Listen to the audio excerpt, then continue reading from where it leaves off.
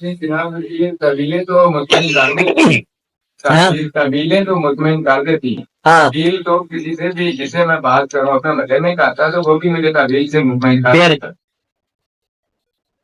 تو بات تو نہ بنی تھی یار. کیا بات؟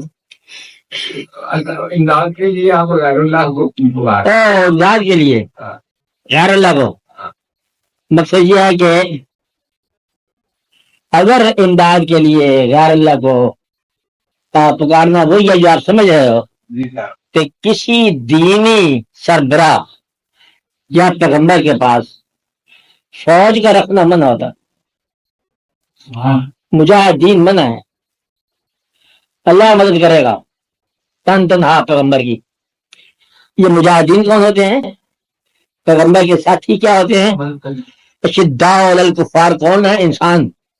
اب غیر اللہ کی کیا ضرورت ہے جب اللہ کافی ہے؟ تو پھر آدمی کے ساتھ لڑنے کا کیا مطلب ہوا؟ یہی تو خوبی ہے.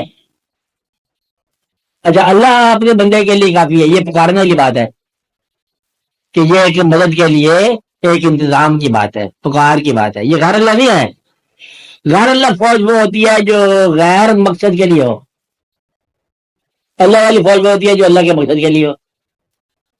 اس لیے جو آپ کو ساری کائنات ہی غیر اللہ مدد ہوگی، پیغمبر کی بھی ضرورت نہیں ہوگی. ڈائریکٹ خدا سے پکارو. لا الہ الا اللہ تک دل مانتا ہے کہ محمد رسول اللہ تک نہیں مانتے، کافر تو اب ہو گئے آپ جب آپ محمد رسول اللہ کو نہ مانا اور ان کے ماننے والوں کو نہ مانا. اب کفر جانا یہ نہیں کہ خدا سے انکار کفر نہیں ہے، حضور پاک سے انکار کفر ہے. خدا سے تو کیا انکار کرتا ہے، خدا سے ویسے گردن پکڑ لے گا تھوڑی دیر کے بعد. مدعا تو یہ ہے کہ انسان کو سمجھ گئے کہ یہ انسان ہے، اب پھر اللہ کے لیے. کمال کی بات یہ ہے کہ اللہ کا کلمہ اور پیغمبر صلی اللہ علیہ وسلم کا نام شامل حال. کوئی بات آپ ایسی بتا دو اللہ تعالیٰ کی جو واحد اللہ کی ہو، تو اللہ تعالیٰ خود فرماتا ہے کہ نام ذکر کرتا ہے، ہم جمع کثیر کا استعمال کرتا ہے، تو آپ شامل کر لیا. حزب اللہ ایک جماعت بنا لی اللہ تعالیٰ نے کہ ہم لوگ وہ جمع ہے پورا. اس لیے غیر اللہ کوئی شانی ہے، غیر اللہ صرف آپ کا خیال ہے. اگر آپ اللہ کی یاد سے غافل ہو جائیں تو بھی یہ غیر اللہ ہے، چاہے آپ اللہ کی یاد سے غافل کرنے والی چیز چاہے کچھ اور ہی ہو. اینڈ ممکن ہے خانہ کعبہ کا نگرانی کرنے والے لوگ اللہ کی یاد سے غافل ہو جائیں، ممکن ہے، ایسا ہو سکتا ہو. ایسا بھی ممکن ہو سکتا ہے کہ مسجد بنانے والا مسجد کے خیال سے غافل ہو. ایسا ہو سکتا ہے کہ مسجد جو ہے شر پسندی کے لیے بنی ہو. ایک مسجد ایسی تھی، یہ اس کا واقعہ ہے مسجد میں جا کر پکارنے والا، کہ مسجد بنائی گئی، حضور پاک سے گزارش کی گئی کہ اس میں جماعت کراؤ، نماز پڑھائی جائے. آپ تیار بھی ہوئے، اللہ کا حکم آ گیا کہ یہ مسجد گرا دی جائے اور اس مسجد میں مت نماز پڑھی جائے.